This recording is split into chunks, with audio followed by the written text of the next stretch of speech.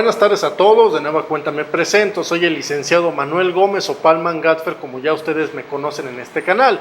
El día de hoy agradezco a los compañeros que se presentaron el día de hoy para una asesoría grupal referente a los temas del Seguro Social y también del ISSSTE, porque recuerden que también abarcamos esos aspectos.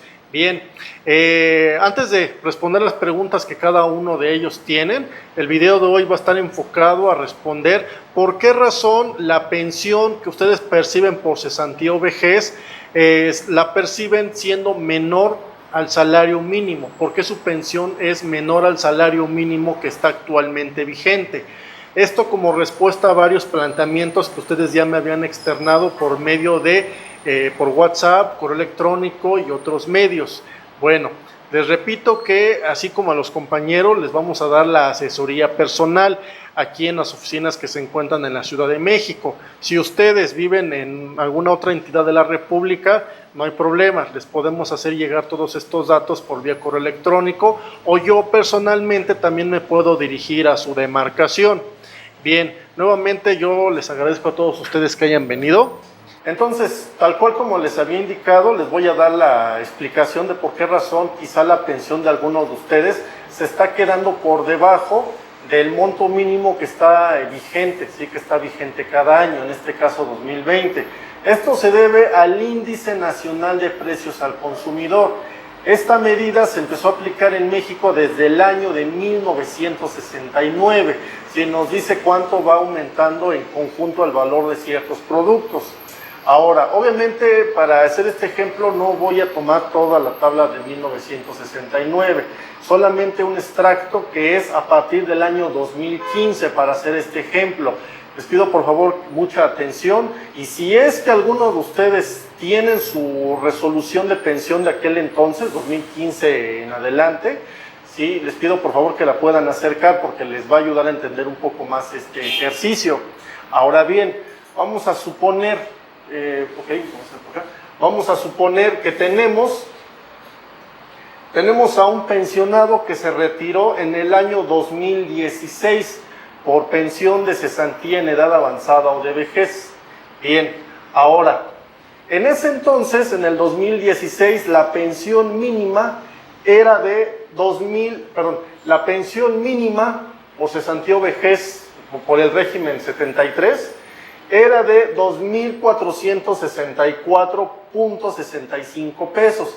Esto ya incluyéndole el 11% del incremento por decreto. Sí, todas estas están incluyendo el incremento por decreto.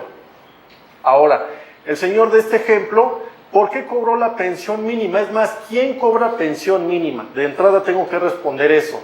La va a cobrar aquellos que tienen apenas un mínimo que oscila entre las 500 semanas cotizadas y los últimos 5 años que promediaron, pues básicamente siempre fue con salario mínimo, ¿sí? Entonces, esto es una ley natural, quien reúne lo mínimo se le va a otorgar el mínimo. Bien, ahora, entonces, este señor al año siguiente, considerando la inflación, ¿sí? Su pensión aumentó para el 2017, fue de 2,632 pesos. Para 2018, conforme a la inflación de ese año, subió a 2,760. En 2019, 2,838. Y para este 2020, sí, la inflación también ronda entre el 3%. Por esta razón, su pensión de esta persona va a subir a 2,923.37 pesos. ¿Sí? Ahora, la pensión mínima ahorita en el año 2020, ¿sí? Igual considerando el incremento por decreto, quedaría en un monto de 4,157 pesos. Pero mucha atención, vuelvo a repetir, quien cobra el mínimo es porque están registrados con un salario pues realmente bajo, y también su número de semanas cotizadas es menor de 800, entre 500 y 800 semanas. Ahora, esta es la pregunta por la cual también muchos ya están confundidos. La idea general que quizás se tiene es que la pensión debería aumentar según el salario mínimo de cada año, ¿sí? Pero en la práctica no es así. Les reitero, la pensión se incrementa según la inflación anual por el Índice Nacional de Precios al Consumidor. Bien, entonces, les he mencionado, quien cobra estos montos mínimos son aquellos asegurados que se retiraron respectivamente en esos años. La pensión mínima del 2015 es para quien se retiró en el 2015. La pensión mínima 2016 fue quien se retiró en el 2016. La pensión mínima de ahorita 2020 es quien se pensione precisamente en este año 2020. Sí, recuerden que esto es en medidas de salarios mínimos, ya no se está aplicando ni se debe aplicar la UMA, Unidad de Medida y Actualización. ¿Por qué? Porque su fin, su aplicación es ajeno a todo esto. Bien, ahora, hay una solución, me preguntarán, licenciado Gómez, ¿cómo se puede solucionar el problema de recibir una pensión mínima? Bien, esto es, voy a especificar, la solución tiene que ser antes de que se pensionen, tiene que ser antes de que hagan el trámite, ¿sí? Ahora, les voy a decir cómo se puede, en cierta manera, prevenir esto, que alguien esté cobrando el mínimo.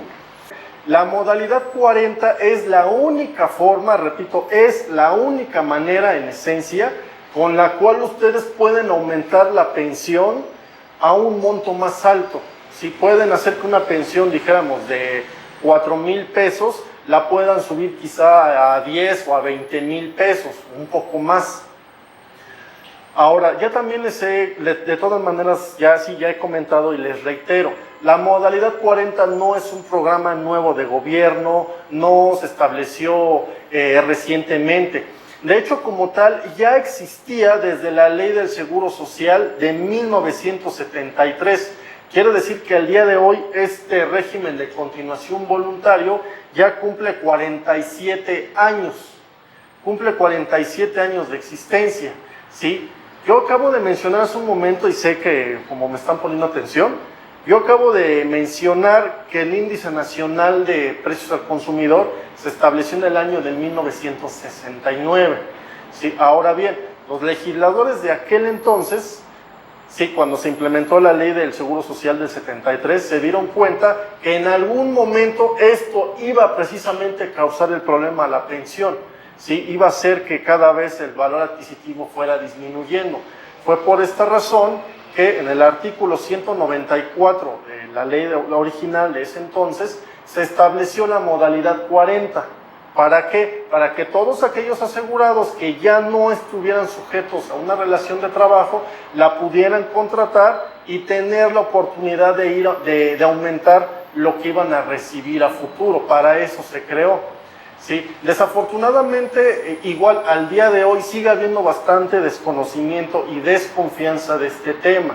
¿Por qué? Porque desafortunadamente son muchos los que no le eligen por bastantes cosas y mitos que se siguen oyendo, tanto pues, en las calles y desgraciadamente también en otros canales.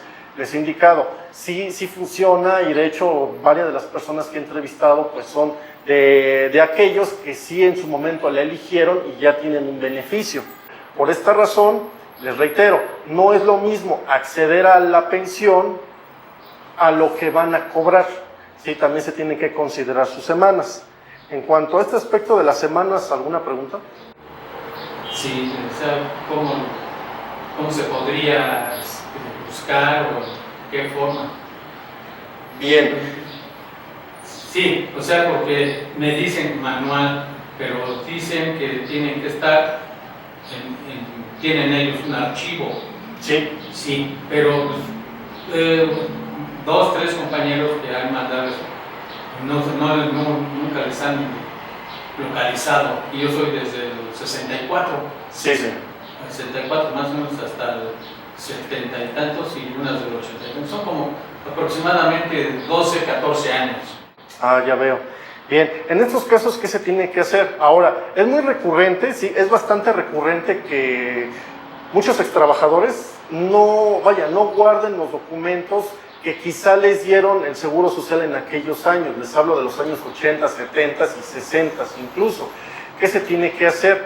Bueno, en primer lugar les repito, si ustedes de casualidad conservan estos documentos, Es muy importante, por favor, que bueno, pues los exhiban para que se presente la solicitud. Si carecen de ellos, lo primero que tenemos que hacer es dirigirnos al Infonavit, y eso ya lo compartí en otro video. Tenemos que dirigirnos a las oficinas del Infonavit a pedir, aquí lo pongo porque el nombre del trámite sí es un poco largo, hay que pedir el historial de aportaciones al Fondo de Vivienda anterior al SAT de 1972 a 1992. Recuerden que el Infonavit apareció precisamente en el año de 1972. Por esa razón, cuando menos las aportaciones que ustedes hicieron en aquellos años, a partir de entonces van a aparecer reflejadas. Es más, de hecho, y siéndoles honesto, el historial del Infonavit sí viene un poco más completo que el que les da el seguro. Recuerden que en México todos los que cotizan en una empresa formal lo hacen simultáneamente en el IMSS y en el Infonavit, por eso aparecen registradas ahí esas aportaciones. Las semanas prescriben, no prescriben, o sea, el seguro, y aunque no lo crean, todavía tiene archivos de cuando se creó, en este caso del año de 1943, desde aquel entonces todavía hay información. Sí, aquí lo importante es saber cómo se va a solicitar. Esto es algo, un servicio que yo también les presto y realmente sí les ha dado resultados. Sí se han logrado encontrar diferencias de casi 800, a veces hasta de 1000 semanas. ¿Sí? No es porque el seguro no las busque, es porque a cierto personal realmente le da un poquito de flojera pararse de la silla y meter las manos ahí en el archivo. Sí, a veces pues sí hay que agilizar un poco el trámite. Legalmente, no estamos hablando de contubernio ni nada, o sea, todo esto es hacerlo legal y correctamente.